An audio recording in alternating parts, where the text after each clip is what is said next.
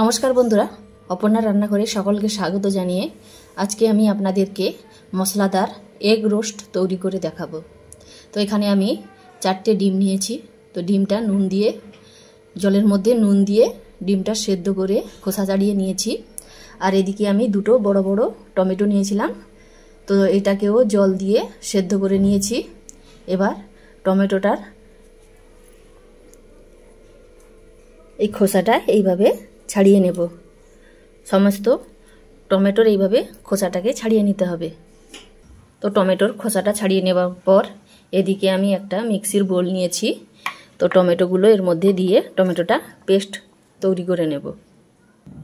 তো টমেটোটা এইভাবে আমি পেস্ট বানিয়ে নিয়েছি। এবার আমি চলে যাব রান্নায়।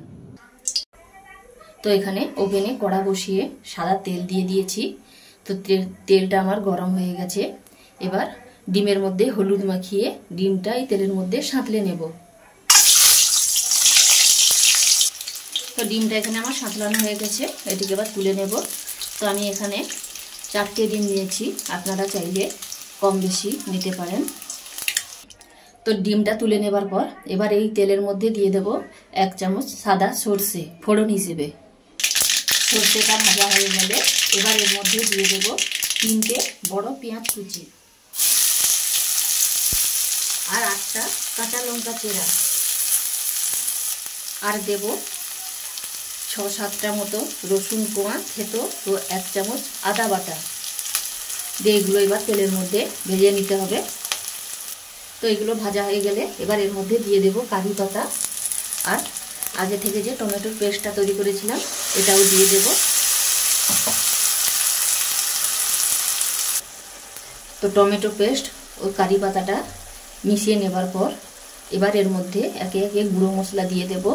প্রথমে দেব রোস্টেড মৌরি গুঁড়ো 1 চামচ, ধনে গুঁড়ো 1 চামচ, আর দেব গোলমরিচের গুঁড়ো 1/2 চামচ, কাশ্মীরি লঙ্কার গুঁড়ো 1 চামচ, আর দেব হলুদের গুঁড়ো 1/2 চামচ, আর দেব গরম মশলার গুঁড়ো 1 চামচ, আর দেব স্বাদ মতো নুন দিয়ে এবার সমস্ত কিছু ভালো করে কষিয়ে নিতে হবে। তো মশলাটা ভালো করে কষিয়ে নেবার পর এবার ডিমগুলো এর মধ্যে দিয়ে দেব।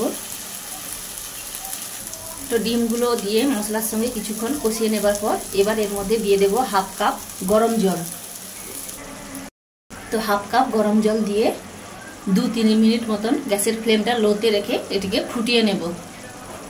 তো এখানে 2 মিনিট মতন আমি ফুটিয়ে নিয়েছি। তো এবার আমি গ্যাসের ফ্লেমটা বন্ধ করে দেব। তো তৈরি হয়ে গেল আমার মশলাদার এগ রোস্ট। খুবই সুন্দর খেতে হয়, আপনারাও একবার হলেও এইভাবে বাড়িতে বানিয়ে দেখুন, সকলের খুব ভালো লাগবে। আর কেমন হলো তা অবশ্যই কমেন্ট করে জানাবেন। এই রকমই সব সুস্বাদু রেসিপি পেতে আমার এই চ্যানেলটিকে ফলো ও সাবস্ক্রাইব করে আমার পাশে থাকবেন। তো বন্ধুরা, আজকে এই পর্যন্ত। পরের দিন আবার নতুন কোনো রেসিপি নিয়ে চলে আসবো। সকলে ভালো থাকবেন। ধন্যবাদ।